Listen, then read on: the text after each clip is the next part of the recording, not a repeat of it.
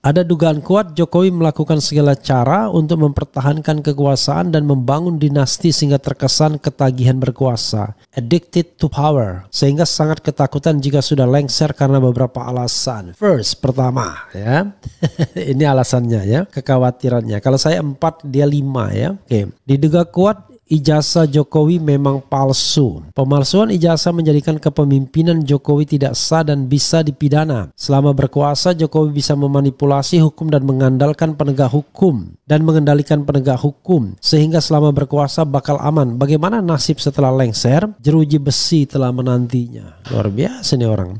Kedua, kasus kecurangan pemilu 2019-2024. Bukti-bukti kecurangan pilpres sudah sangat banyak. Tinggal menunggu penegak hukum yang berani dan jujur. Maka kecurangan pemilu bakal diproses secara adil dan transparan. Yakin bisa diproses ya. Kalau penguasa yang baru adalah bagian dari kecurangan itu bagaimana caranya?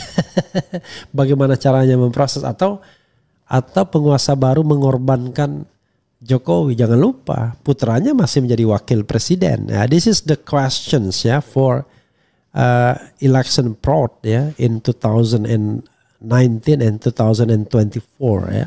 Saya sengaja bahasa Inggris, rupanya kita perlu praktik terus menerus. Kalau ada orang asing belepotan kita ngomong ya. Bukti-bukti kecurangan pilpres sudah sangat banyak. Tinggal menunggu penegak hukum yang berani dan jujur. Maka kecurangan pemilu bakal diproses secara adil dan transparan. Ketiga, kasus tewasnya 6 laskar FPI secara biadab bakal diusut lagi. Diduga penyiksaan 6 laskar FPI secara biadab melibatkan pimpinan dan aparat TNI, Polri, bahkan tidak menutup kemungkinan ada keterlibatan Jokowi. IBHRS telah bersumpah akan mengejar pelaku dan aktor intelektual pelaku pembantaian 6 laskar FPI tersebut. Di dunia akan dikejar sampai lubang semut, di akhirat akan menuntut keadilan bagi mereka. Keempat, kasus pembunuhan para ulama dan ustadz. Diduga kematian para ulama dan ustadz seperti Syekh Jabir, Tengku Zulkarnain, Ustadz Mahir At-Twalibi, dan lain-lain ada unsur kesengajaan yang bisa dibuka lagi kasusnya jika Jokowi sudah lengser. Kelima, kasus korupsi yang melibatkan Jokowi, Gibran, Kaisang, dan keluarganya yang sekarang masih tidak tersentuh bisa diproses hukum. Saat ini semua lembaga penegak hukum telah jadi alat kekuasaan, hanya membidik musuh politik Jokowi dan tidak pernah memproses keluarga Jokowi, kroninya, dan para pendukungnya.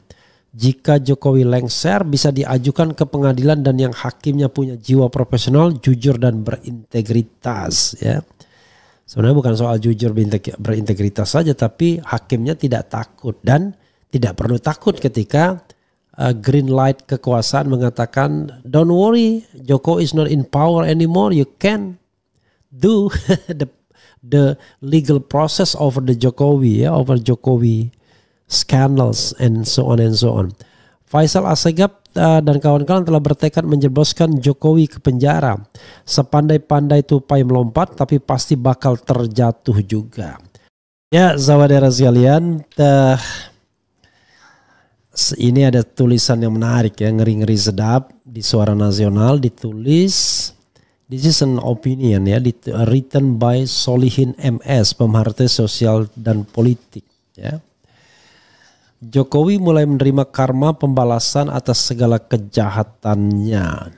Itu luar biasa nih tulisannya ya. Dan dia menyebut ada 4 alasan ya.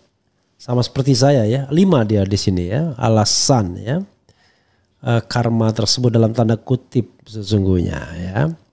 Coba kita bacakan saudara sekalian dan sambil menunggu pertandingan antara, ini salah satu pertandingan yang saya tunggu, Denmark versus England ya. Jadi Denmark England. Jadi saudara sekalian harus paham ya, England itu ya adalah Inggris. Tapi nama England itu yang lengkapnya adalah United Kingdom and Great Britain and Northern Ireland, ya kan? Ya, jadi United Kingdom of Great Britain and Northern Ireland, namanya begitu. Itu namanya Inggris Raya ya. Kalau Inggris Raya itu terdiri dari England dan Skotlandia plus Wales. lalu plus Irlandia Utara, Northern Ireland. Makanya dibilang ya United Kingdom of Great Britain and Northern Ireland. Tapi kalau di tim sepak bola masing-masing punya tim sendiri. England, Inggris punya, Wales punya, Skotlandia punya, Irlandia Utara punya ya. Dan yang berpartisipasi ini adalah Skotlandia dan Inggris ya. Walaupun mereka dalam satu naungan, satu negara, tapi kalau dalam tim nasional mereka berdiri sendiri ya. Fortunately saya pernah ke England dan pernah juga ke Skotlandia. Skotlandia bagus sekali ya. Apalagi waktu itu pas musim salju ya.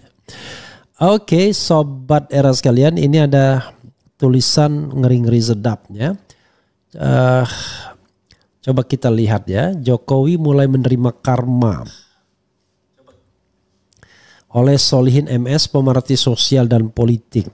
Krisis, kegagalan, pengkhianatan pendukung, power yang meredup dan keterpurukan diri mulai menghiasi kehidupan Jokowi.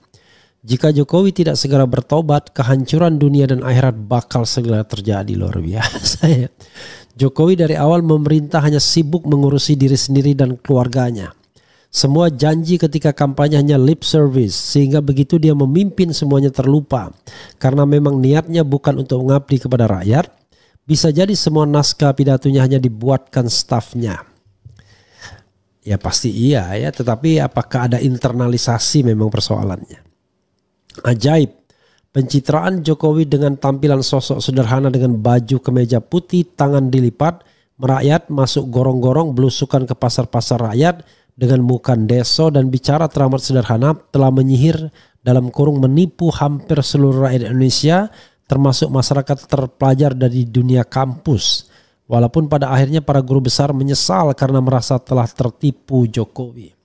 Para jenderal, tokoh masyarakat dan sebagian tokoh agama. Di periode kedua pencapresannya tahun 2019, sebenarnya banyak pihak yang sudah sadar dan balik arah dengan mendukung Prabowo, tapi dengan kedunguan ambisi dan kerakusan Jokowi, akhirnya Jokowi diterkam oligarki Taipan dan dijadikan jongosnya. Luar biasa. Target harus menang dengan segala cara telah mengorbankan 890 petugas KPPS terbunuh secara misterius dan lebih dari 5.000 petugas yang sakit misterius. Saat itu KPU, Bawaslu dan MK sudah dibeli oligarki Taipan sehingga kemenangan Prabowo Sandi dirampas untuk kemenangan Jokowi Ma'ruf Amin. Tahun 2024 kekuasaan Jokowi bukan saja dikendalikan oleh para oligarki dan Cina komunis, tapi Jokowi sendiri sepertinya sudah kerasukan iblis kekuasaan sehingga seluruh lembaga, institusi dan pejabat di bawahnya ditambah para buzzer, para diehard dan ulama su'u dikerahkan untuk memanipulasi dan memenangkan paslon 02 di mana cawapresnya putranya sendiri, Gibran, belum yakin akan bisa memenangkan paslon jagoannya. Dana bansos 500 triliun yang belum waktunya dibagikan tapi sudah dibagikan demi memenangkan paslon 02. Ya, soal angka harus dicek lagi ya. Pilpres 2024 telah berlangsung sangat kacau dengan tingkat kecurangan yang TSM dan brutal. Kemenangan paslon 02 benar-benar hasil rekayasa dengan penyalahgunaan kekuasaan Jokowi. Ada dugaan kuat Jokowi melakukan segala cara untuk mempertahankan kekuasaan dan membangun dinasti sehingga terkesan ketagihan berkuasa, addicted to power, sehingga sangat ketakutan jika sudah lengser karena beberapa alasan. First, pertama ya, ini alasannya ya, kekhawatirannya. Kalau saya 4, dia 5 ya. Oke. Diduga kuat ijazah Jokowi memang palsu. Pemalsuan ijazah menjadikan kepemimpinan Jokowi tidak sah dan bisa dipidana. Selama berkuasa, Jokowi bisa memanipulasi hukum dan mengandalkan penegak hukum dan mengendalikan penegak hukum sehingga selama berkuasa bakal aman. Bagaimana nasib setelah lengser? Jeruji besi telah menantinya. Luar biasa nih orang. Kedua, kasus kecurangan pemilu 2019-2024. Bukti-bukti kecurangan Pilpres sudah sangat banyak. Tinggal menunggu penegak hukum yang berani dan jujur. Maka kecurangan pemilu bakal diproses secara adil dan transparan. Yakin bisa diproses ya. Kalau penguasa yang baru adalah bagian dari kecurangan itu bagaimana caranya?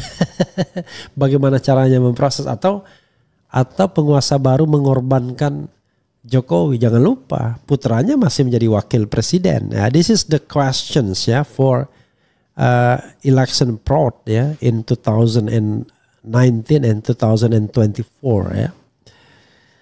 Saya sengaja bahasa Inggris, rupanya kita perlu praktik terus-menerus. Kalau ada orang asing belepotan kita ngomong ya. Bukti-bukti kecurangan pilpres sudah sangat banyak. Tinggal menunggu penegak hukum yang berani dan jujur. Maka kecurangan pemilu bakal diproses secara adil dan transparan. Ketiga, kasus tewasnya 6 laskar FPI secara biadab bakal diusut lagi.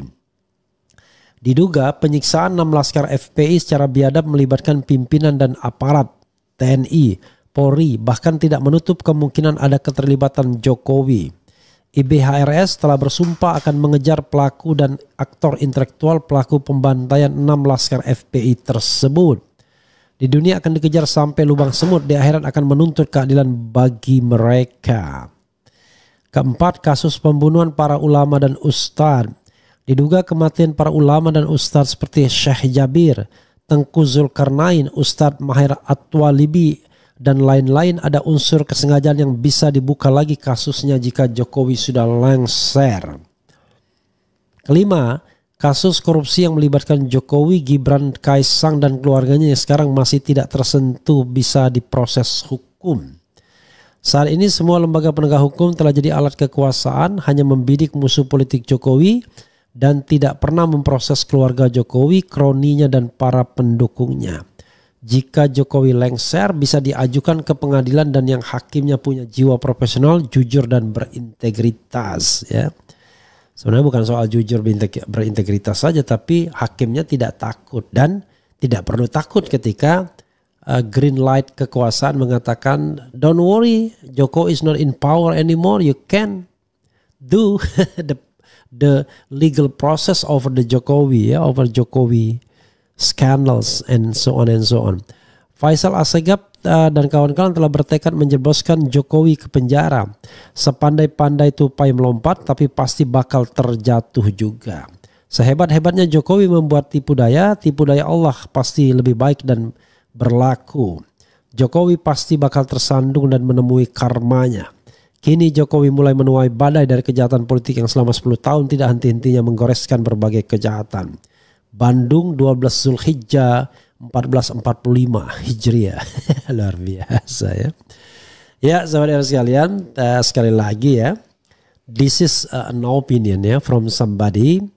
Tetapi memang saya berkali-kali mengatakan ada kekhawatiran Jokowi ketika dia step down ya, ketika dia mengakhiri ya jabatannya sebagai presiden. Apa itu? Kalau saya mengatakan, kalau dia spesifik kasusnya ya, kalau saya tidak spesifik, saya mengatakan 4 hal ini menjadi pertimbangan. Satu, soal pelanggaran HAM, hak asasi manusia ya, yang bisa dituntut termasuk KM 50, Kanjuruhan, kasus Munir dan lain sebagainya ya. Terutama KM 50 dan ini diduga melibatkan inner circle dan paling tidak ya crime by omission, pembiaran. Dan yang kedua adalah soal KKN-nya ya, soal KKN terutama yang melibatkan keluarga yang pernah diadukan oleh Ubaidillah Badrun sebagai contoh. Dan ini kemudian muncul lagi ya dari Faisal Basri soal nikel dan lain sebagainya, yang konon juga melibatkan keluarga. Yang berikutnya adalah soal yang terkait dengan dynasty politik, political dynasty. Jokowi pengen memastikan ya bahwa dinasti politiknya itu tidak layu sebelum berkembang. For the time being ya, alih-alih dia mendapatkan karma sebagaimana yang dikatakan oleh penulis ini, justru Jokowi masih memenangkan pertarungan dalam Pilpres kemarin. Jadi masih dia menempatkan putranya dalam posisi yang sangat strategis sebagai wakil presiden. Jadi apakah kemudian nanti Gibran Rakabuming akan secara efektif akan melindungi Jokowi? Kita akan lihat nantinya ya.